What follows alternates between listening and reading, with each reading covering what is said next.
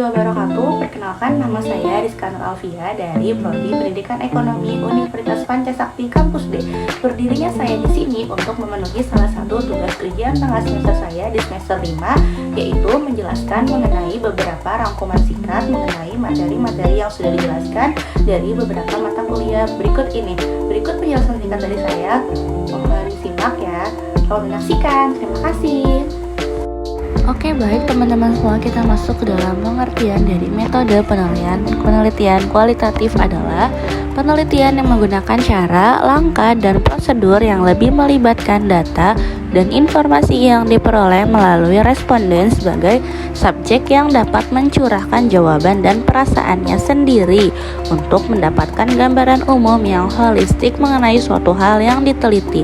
Pengertian di atas berdasarkan pendapat Creswell dalam Jamon, Satori, dan Aan Komaria pada tahun 2017 di halaman 24 yang menyatakan bahwa definisi metode penelitian kualitatif adalah suatu proses inquiry atau pertanyaan atau investigasi mengenai pemahaman suatu hal untuk mendapatkan data, informasi, teks, pandangan responden yang menggunakan beragam metodologi dalam suatu masalah atau fenomena sosial atau kemanusiaan. Next, yang kedua yaitu karakteristik metode penelitian dibagi menjadi 5. Penelitian kualitatif memiliki ciri atau pembedaan utama yang terpancar melalui karakteristiknya menurut Satori dan Komaria pada tahun 2017 di halaman 26. Karakteristik penelitian kualitatif adalah sebagai berikut. Yang pertama, memiliki latar alamiah dengan sumber data yang langsung dan instrumen kuncinya adalah penelitinya. Maksudnya di sini adalah pengumpulan data dilakukan langsung terhadap objek atau subjek penelitiannya dan narasumber atau partisipan yang dapat memberikan informasi sesuai kebutuhan.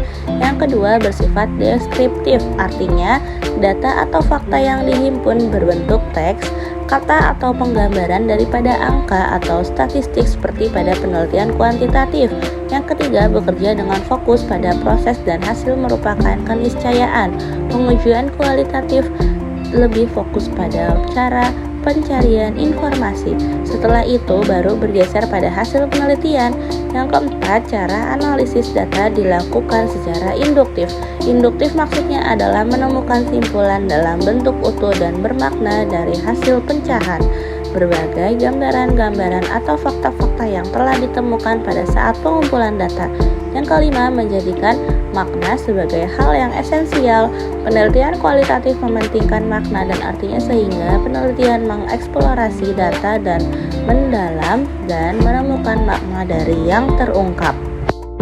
Berikutnya yaitu jenis metode penelitian. Menurut Sukmadinata di tahun 2017 pada halaman 61-66, strategi metode dalam penelitian kualitatif secara umum terbagi menjadi interaktif dan non-interaktif yang meliputi beberapa jenis di bawah ini. Yang pertama, studi interaktif. Metode kualitatif interaktif merupakan studi mendalam yang menggunakan teknik pengumpulan data langsung dari orang dalam lingkungan alamiahnya. Dan selanjutnya yang kedua yaitu penelitian kualitatif studi kasus, merupakan penelitian yang dilakukan terhadap suatu kesatuan sistem. Penelitian studi kasus diarahkan untuk menghimpun data, mengambil makna, memperoleh pemahaman dari sebuah kasus. Kesimpulan hanya berlaku untuk kasus yang ada diteliti saja. Teknik pengumpulan data yang digunakan antara lain wawancara, observasi, dan studi dokumenter, tetapi semuanya difokuskan ke arah mendapatkan kesatuan dan kesimpulan. Yang ketiga, kualitatif studi fenomenologis, mempunyai dua makna yaitu sebagai filsafat sains dan sebagai metode pencarian atau penelitian. Studi fenomenologis mencari arti dari pengalaman dalam kehidupan. Tujuan kualitatif fenomenologi adalah mencari atau menemukan makna dari hal-hal mendasar dari pengalaman hidup tersebut. Penelitian dilakukan dengan wawancara mendalam dengan partisipan atau narasumber. Oke, next yaitu macam-macam metode penelitian kualitatif. Deskriptif. jenis atau macam-macam metode penelitian kualitatif deskriptif lainnya menurut Sanjaya pada tahun 2015 di halaman 47 adalah sebagai berikut. Yang pertama, metode kualitatif deskriptif, yaitu metode yang bertujuan untuk menggambarkan secara utuh dan mendalam mengenai realitas sosial dan berbagai fenomena yang terjadi kepada masyarakat yang menjadi subjek penelitian sehingga secara rinci tergambarkan ciri, karakter, sifat, dan model dari fenomena yang diteliti tersebut.